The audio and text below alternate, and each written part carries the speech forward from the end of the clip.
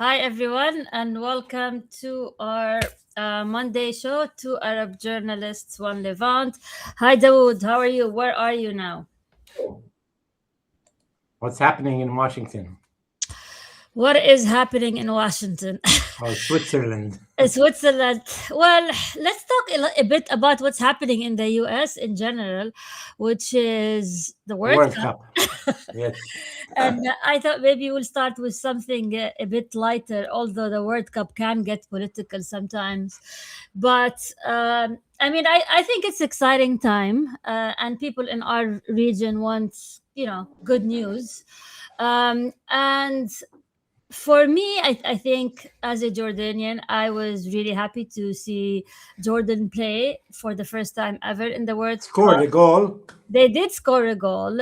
And another thing for me that I noticed, which is sort of like the national pride Yeah.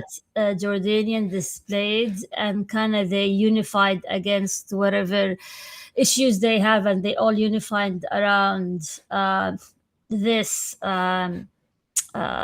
world event. They had the And Roman theater full in downtown Amman. exactly, and I saw And the the prime Roman. minister came and other people came. They're going to do it tomorrow morning as well. Yeah, and for me, I loved seeing the how the international news. Like I saw it on ABC. I did not even know that Jordan did that, but I saw that on ABC, which was pretty cool. And what else? Do you want me to give you the results so far? Well, I know Jordan lost three to No, one. wait. Okay, you tell me. So we have Morocco is undefeated. They have 2 points. Egypt is undefeated with 4 points. They Okay, tied and they won. okay, Morocco is undefeated with 2 points. They tied twice. okay. And all they need to do is beat Haiti, which is supposed to be a weak team, to get into the second round, which is around 32. There's first round and then the knockout round. The knockout round, you lose, you're out. So 32, then 16, then, semifinals and finals. So Morocco should get in if they beat Haiti. Egypt is already in. Saudi Arabia has 1 point in 2 games, and they need to win against Cabo Verde. This is the Yeah. Cinderella team that's been tying everybody. And so they need to beat them to get into the next round. Algeria and Jordan play tomorrow. Now, if Tonight? Jordan wins, No, I think tonight. No. sorry, Algeria and Jordan, well, tonight your time, tomorrow morning our time. Yeah, exactly. Yeah. If Jordan wins and then loses to Argentina, they will be in third place, and there's 8 seats of third place teams that can go into the next round. And it's possible that if Argentina beats Austria, they would already guarantee their seat in the next round, and they might send in their second team, which would allow Jordan maybe to tie them or something. And if Algeria wins and goes on to win or tie Austria, they'll also advance. But the worst result, Natasha, is if Jordan and Algiers tie, because then neither team really would have a chance of advancing. So any tie is really bad for the Arab So we countries. can only hope for a win for Jordan. Win either team for the Arabs. Now Yeah. Jordan, of course, we want Jordan to win, but if you're thinking of pan-Arab, then you want at least a win. Either team to win rather than tie. And it's the only all Arab match of the World Cup, right? That's true at this time. Now there might be, if Yeah. Egypt already advanced and if other countries advance, they might meet in the knockout session. But for that, it's the only Arab. Yeah. Pan-Arab teams meeting each other. And the poor Prince Ali has a problem. His wife is Algerian. You know that. Yeah, that's true. And he's the head of the Jordanian Federation. That is Also, my funny. son, by the way, married to an Algerian. But so Oh, we got wow.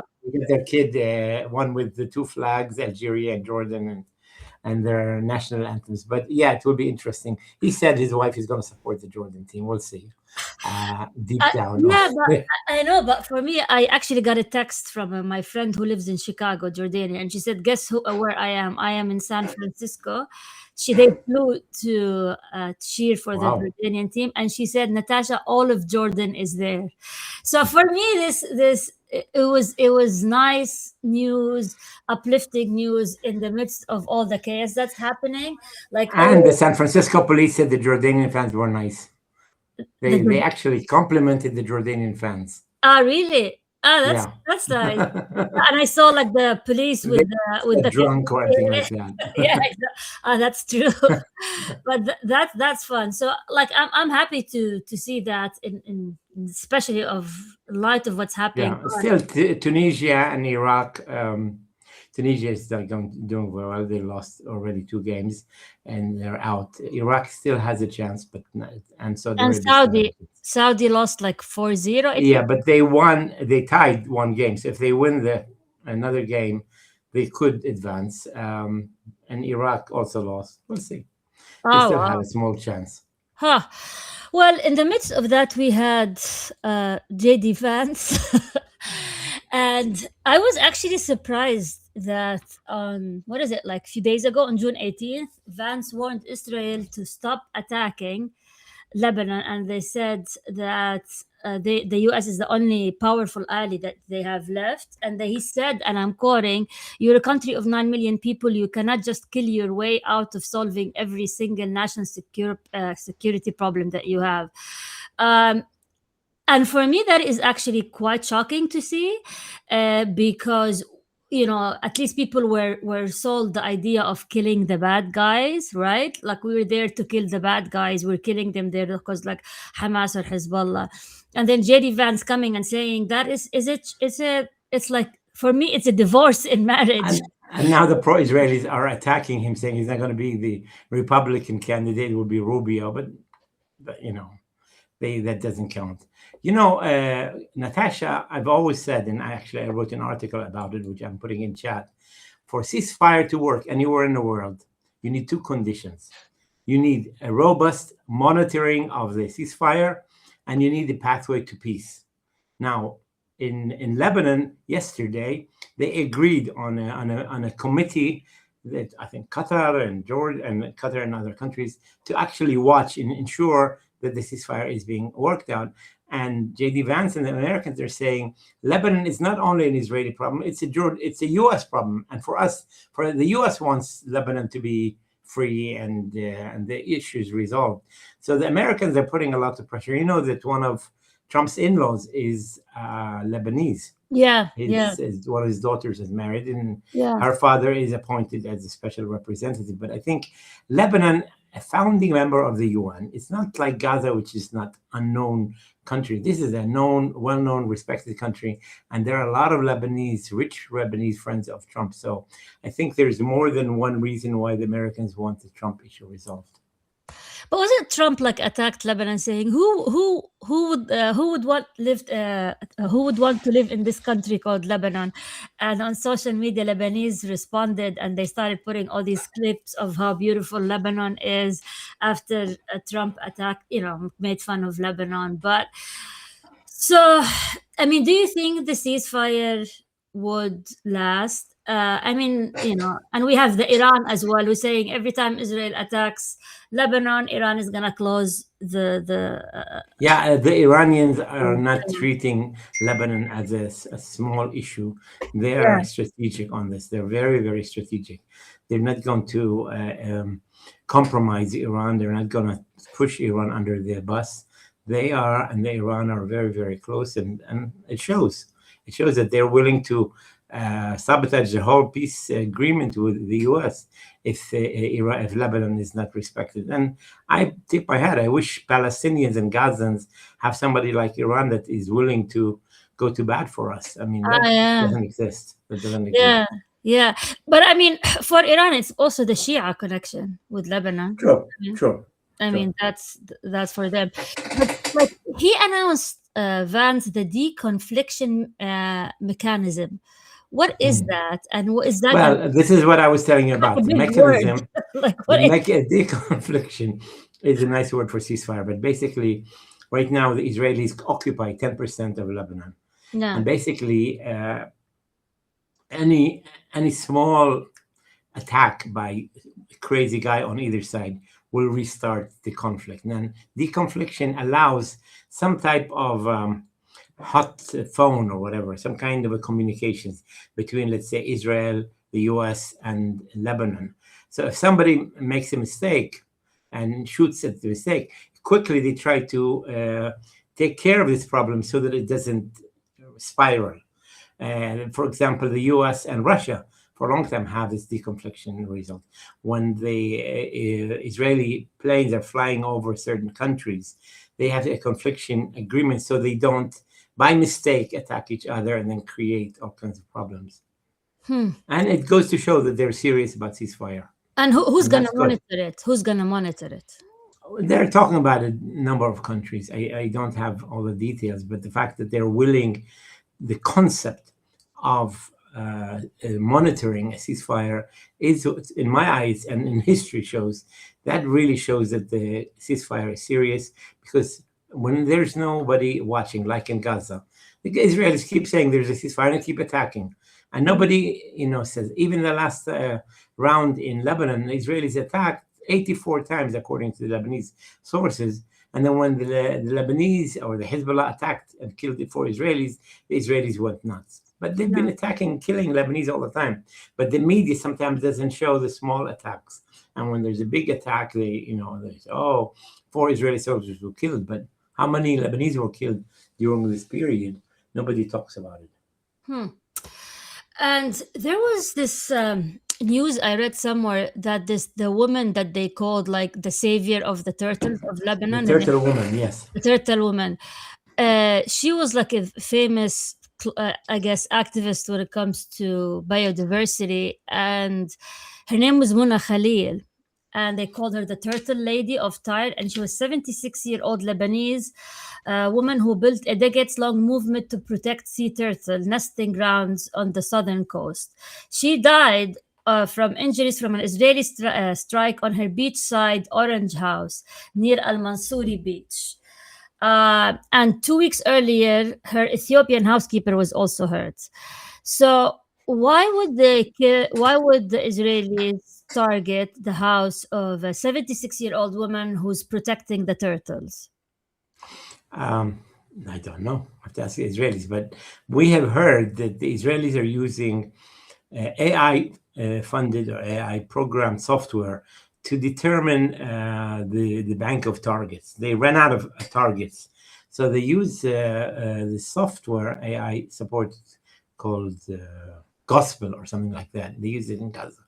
And that collects information about everybody everywhere. Anyone who may have walked near her house, a day or two ago, is registered in this. And so their target list gets bigger and bigger, and they start attacking. Somebody could have, somebody from Hezbollah or whatever. And even Trump talked about it. He said, if a Hezbollah guy walks in a building, you destroy the entire building.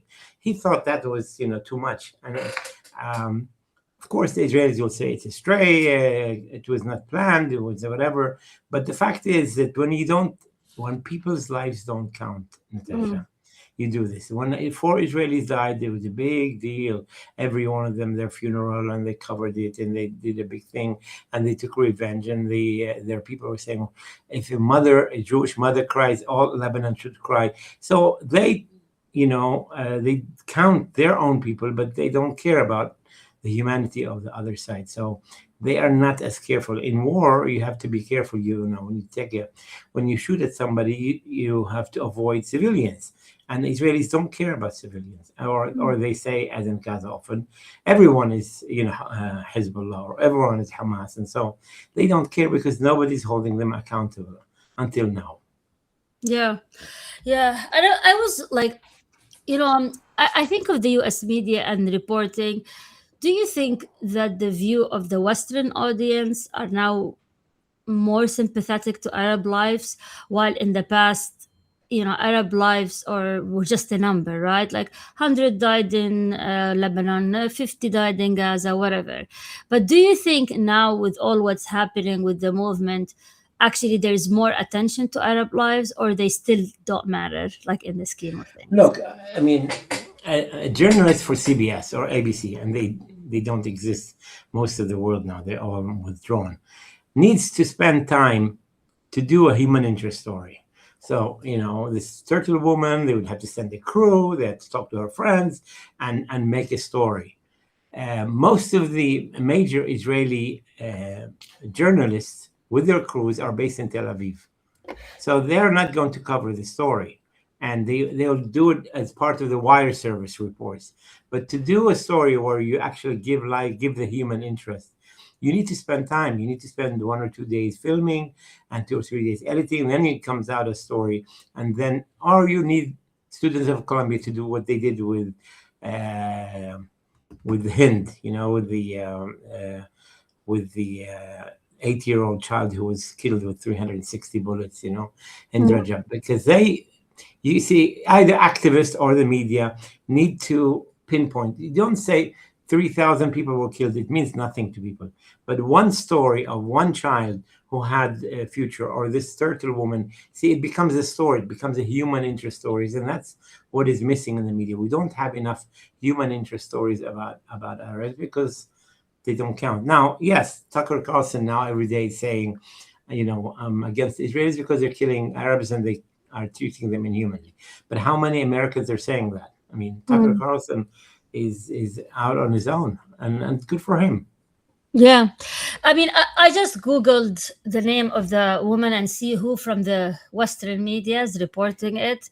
Actually, it's not bad. You have NPR, you have that. Haaretz also has a story. You also have the Times of Israel, you have the New York Times, you have the BBC. So, Notice, not one American television. You that mentioned radio, you mentioned Israeli media, you mentioned American newspaper, but not one single television. why? Because there's no bureau chief of ABC, CBS, NBC, or CNN in Lebanon, and none are allowed into Gaza. So there's no. I mean, yes, they can do a story virtually, but it's very difficult. You need to have access. You need to do interviews with people, and with this turtle story, you need to have pictures of the woman with the turtles and so on. Yeah, The yeah, radio, it's easier because you can do it with a phone call with a few people, and then you could do a story. But with television, you actually, I mean, you can't talk about a turtle woman without showing turtles. But now that's we're talking about her, so good for yeah. her. That Buna yeah, Khalil. that is true. That I just googled as well, and she's not there, which is it's horrible because she's like just cares about the sea turtles. But anyways, it's sad Can all I give over. you bad news? Bad news, more bad Yeah. news. Okay, tell me. um, there's a big overcrowdedness at the King Hussein Bridge. Yeah, yeah. People are returning, and it's full of people, and the people cannot get in because Israel is restricting the number of people that come, the number of hours that the bridge is open. And the Jordanian minister went down to the bridge on Sunday, and he said, "This is zbale. This is garbage." Talked The about his own Jordanian minister said that. minister of interior. Okay, Said the okay, situation is zbale, okay. has to be fixed. Okay, we'll see if they fix it, but that's really a sad story. Another story, which depending on where you stand, is sad. Jordan executed 6 people today or yesterday. Most of them are people accused of drug offenses, killing Jordanian police, or accused of what Islamic terror and so on. So those, and the last time they executed people was like 15 years ago. It's the first time, and apparently they're really worried about increase in attacks against Jordanian security, trying to stop the hemorrhage of drugs coming from Syria Syria, yeah. to South via Jordan. So that's a sad story. How big is the drug problem in Jordan? Like, is it like fentanyl in the US? I know in Jordan it's, what is it called? Whatever, something, Capcon. Captagon, but Capcon, yeah. most of the drugs are going via Jordan. Some of them obviously stay in Jordan, but Jordan is a transit to the wealthy. The money is in Saudi Arabia and the Gulf countries. That's where the big money is. So they're using Jordan as a conduit or as a transit to the I wealthy see. Gulf countries. I see. But oh wow. But I wonder how it's like affecting the youth. Are the youth being addicted? Like, how like fentanyl in the US is a huge problem. And I was wondering if Jordan is headed that way with all the drug movement. We've had a few, also, we've had a few really hard cases to accept because, like, fathers killing wives and wives killing, Oh like yeah. family. Been a lot of increase in family-based killings. Some Oh, of it, people say, has to do with a member of the family being on these drugs, but and they I were don't like know if, hallucinating, and that's yeah, why they. Oh wow. yeah, yeah. Well, another if we're gonna continue, but what is happening in Hebron these days? I've been trying to read, trying to understand, but there's like some sort of an agreement called the Hebron Agreement, and the Israeli finance minister decided that he wants to strip the Palestinian Hebron municipality from its authority over the project. Over And the they, Abraham yeah, Mosque. what The, what what what prompted all of that? What's happening in Hebron? what is happening is, and they've actually said it, the Israeli elections are coming up, and the Minister of Finance, who's kind of the king of the West Bank, if I can call him, is basically has taken the file, does not have a party that will pass the threshold, and even the coalition headed by Netanyahu is not looking good in winning the elections, and so these racist Israelis, Ben Gvir and Smotrich, are trying to do as much as they can to create what they call facts on the ground. They're trying to create certain facts that are irreversible. So once they have taken control of managing this mosque, the mosque is an Islamic mosque Yeah. for the family of the father of all the religions. In fact, you have the Abrahamic thing, which shows that Muslims, Christians, and Jews look up to Abraham. So the mosque has been run by the Palestinian Waqf for many years. Then at one time, 29 people were killed as they were praying in the mosque. A guy dressed up in an Israeli soldier shot and killed 29 Palestinians right after the signing of the Oslo Accords. And so Rabin allowed for the signing of what's called the Hebron Agreement. The Hebron Agreement divided what's called H1 and H2. H2 is where most of the, or which one of them, where most of the Palestinians live. And the other is where some of the settlers live. And in the Palestinian areas, the Palestinian police that have guns are allowed to work. In the Israeli area, the Palestinian police are not allowed, but the Israeli police are in the center of Hebron, where the shops used to be, so they had to move the shops, and where the mosque is. And so the mosque has now been the center of the Israeli attempt to cancel the Hebron Agreement. And, all the agreements, the Hebron Agreement, the Oslo Agreement, were sponsored and witnessed by the US. Mhm. President Clinton was a sponsor and witness, and yet nothing has happened in terms of the American intervention because, the White House is busy with Iran, busy with Lebanon, busy with Ukraine. The last thing on their mind is to worry about Hebron, And so they're getting away with. The only ones who are trying to make a place for themselves are the Europeans. The Europeans are starting to gather confidence and not depend always to be following the Americans. And so they've already said, we're not going to accept goods coming from the West Bank. And now the UK Prime Minister yesterday, or today actually, resigned and making room for Andy something. Andy Andy, Burnman. Andy Andy. Burnman. And Andy is interesting because he came out of nowhere. He was the mayor of Manchester City, but he's a member of the Labour leadership. And so there was an empty seat because you cannot be a prime minister unless you're a member of parliament because it's a parliamentary system. So he ran for the empty seat in Manchester and won easily. And all of a sudden, Labour leaders or Labour community have a leader, and he's very publicly well respected and so on. And on Palestine, he's much more much more pro-Palestinian than the current prime minister, who said, "I'm a Zionist, and his wife is Jewish, and that he follows Orthodox Jewish tradition." Not that there's anything wrong or political, but the fact that he said, "I'm Zionist," and his policies since the October 7th have been very, very bad, even though under a lot of pressure they recognize the state of Palestine. But they're still supplying weapons to Israel, and they're standing with the Israelis. Hmm. So, do you think this means there's going to be change of policies towards Gaza and Israel after the election? Well, right now, what happens is the prime minister resigned, but he's asked to run the government until there is a decision by the Labour Party of who will take his place, and that's going to take until September before we know who the next leader of the Labour. Although Andy seems to be the leading person, but he still has to win the kind of a primary type. He'll have to go around to all the areas, and they have to support him. And once he becomes the leader of the Labour Party, then he will take over as prime minister. So there will be 2 months before he will actually move into 10 Downing Street.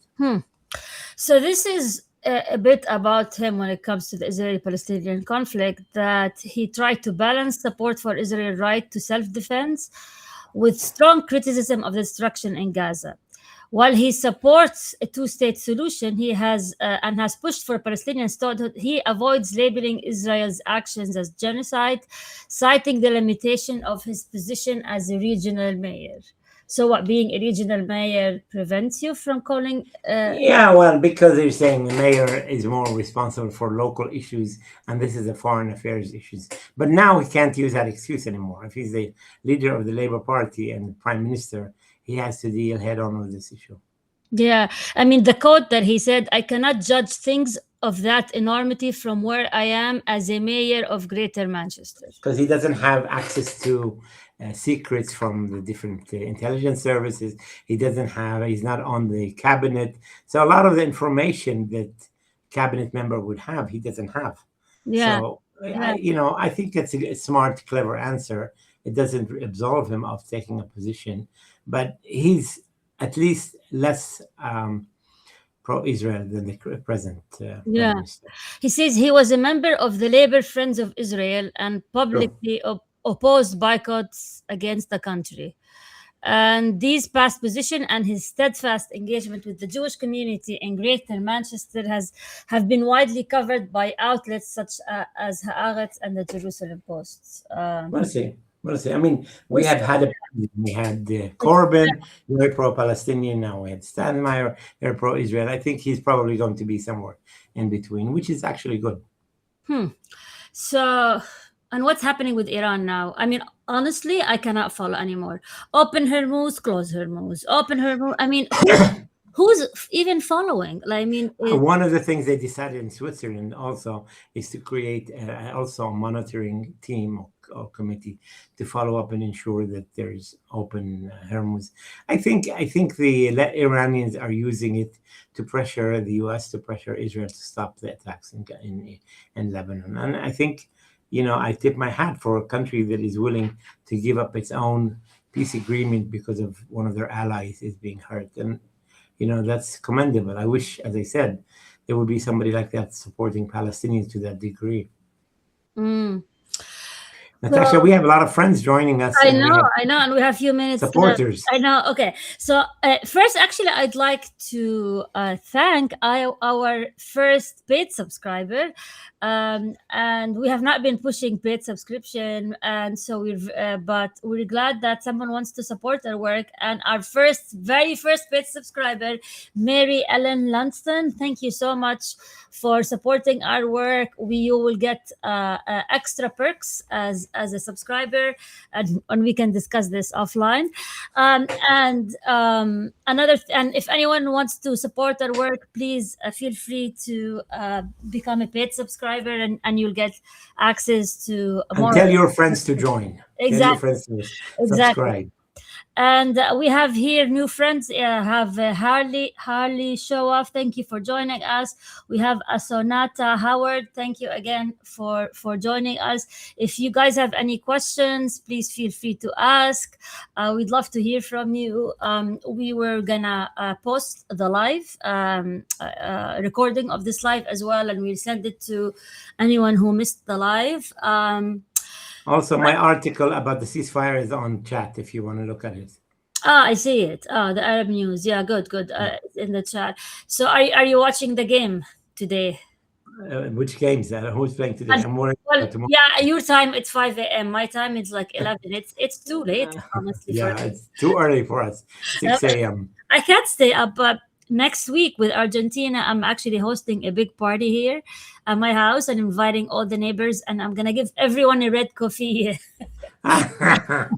to watch, and it's gonna be. I hope Messi will play if they win so well. I heard that Messi is not gonna play.